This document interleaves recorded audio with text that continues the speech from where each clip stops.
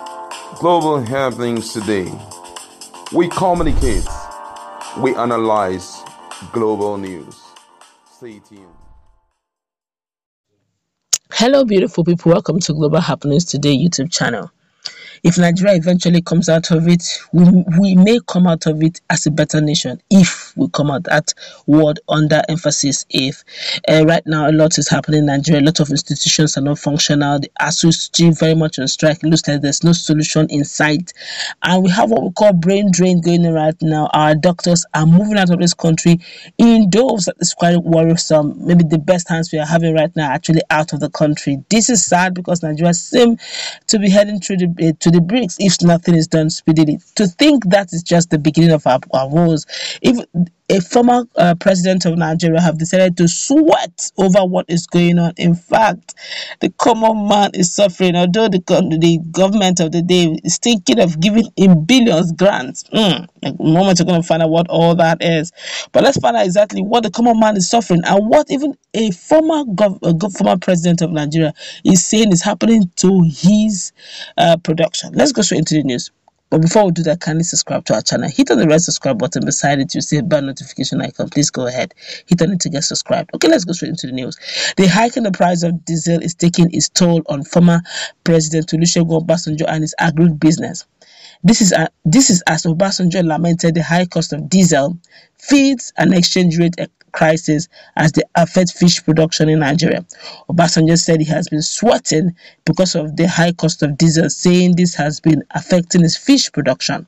Speaking at the Southwest Fish Farmers Congress at Olusegun Obasanjo Presidential Library (OOPL), the Balogun Owo complained that the hike in the cost of diesel as well as the constant increase in prices of fish feeds would kick fish farmers out of business. To avoid this, Obasanjo said the only way is for them to come together to agree on sustainable prices that could be adopted to keep them in business. According to him, farmers cannot be producing at the mercy of the buyers who will come around to buy the fish for whatever amount that suited them without considering the effect of the harsh economy on the production of fish. He maintained that with the current price of diesel at 800 naira per litre, the production of a kilogram of fish is 1,400 naira. He said the farmers cannot sell such fish for less than 1,500, as anything short of that amounts to outright loss. The price of diesel has gone high because the management of this country is not what it should be, and it is as simple as that. Then what will happen is that particularly those of us who have to use a bit of diesel in producing fish, we will completely go bankrupt. And when that happens, Nigerians will still have to eat fish. Fish production will be out of reach, and then people will be producing fish outside Nigeria and be dumping it here. And you will go jobless, poor, indigent. So what do we have to do? To come together. We want to sustain fish production, and we must be able to take care of those who are going to eat and those of us who are producing. Facing the farmers, he asks, how many of you are using diesel in your production? I use diesel and I'm already sweating. The president of Southwest Fish Farmers Price Sustainability Group, Amo Tobo-Osun Amo, disclosed that the country is currently consuming around 3.6 million metric tons of fish annually, but only produces 1.12 million tons, leaving a balance of 2.6 million tons to be imported. Amo explained that one of the major challenges confronting fish farmers is the continuous increase in prices of inputs in the production of fish, and majorly the feed and the refusal of buyers to buy the fish at the commensurate price. My brother, the truth of the matter is, it's not only fish production, it's everywhere. Nigerians, so how did we get to this level? I feel like, honestly, what bad leadership can do, more bad leadership can do better. A lot of Nigerians are reacting a lot of, oh my God, I feel so sad, because the truth is, it's not just fish. Have you tried going to buy tuber of yam in the market? No, tuber is even, maybe I'm even trying to be nice. Try buying plantain in the market. Or have you tried buying kerosene in the market? That's the same market politicians use. The common man is using it.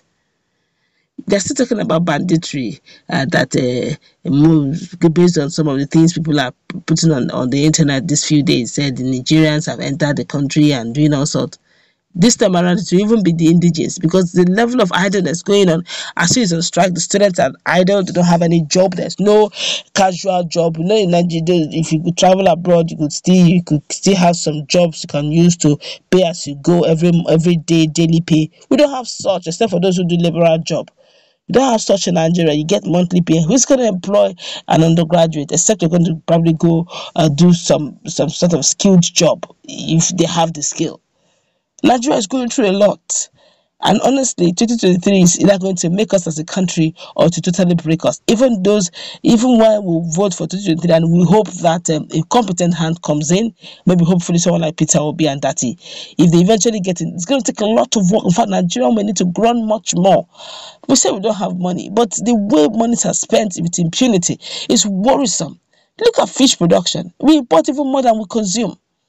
And even the little one that we even produce here is about going to the extinction. If the likes of ex-president Olusegun Obasanjo is complaining that he's sweating, imagine what the common man will go through. Which man, which woman, which family person will go and buy one kilo of fish for 1,500? For what now? They tell you for what? Fish that they used to say maybe a kilo those days, 600, 500, you see some reasonable fish. And now that same kilo is 1,500. People will now start thinking about buying eggs. How do we get to this? How did we get now? Farmers can't even go to the farm. Insecurity is biting them, and somebody be sitting down somewhere and be saying this is all propaganda, and the harsh reality is staring us in the face. For how long will Nigerians keep looking at this situation and keep voting in party lines and not look at reality and vote competency for a change? Forget ethnicity, forget religion, forget region. Forget even party lines. Look at competency. Does the person have the pedigree? Look at the person's antecedent and vote accordingly. The funny thing about this whole thing is it's a case of teamwork. Funny thing about politics and election period, it's a case of teamwork. My one vote will not make the difference. My one vote will not bring in the choice candidates that Nigerians will need. But collectively, if all of us cast the same vote in the same direction, we will make that difference.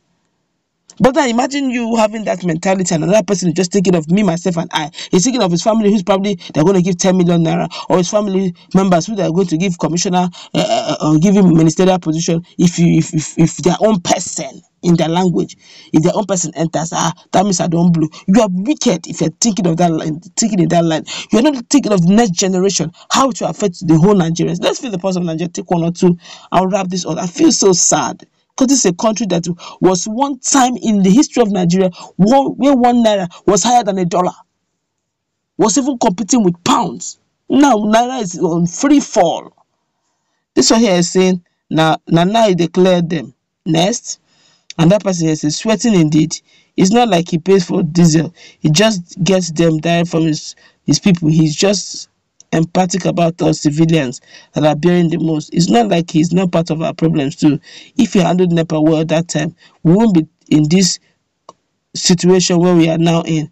Founding father of a democratic nation, he had the chance to make the foundation right, but no, he turned out to be the typical Nigerian politician. It's sad. Let's meet in the comment section. What's your take?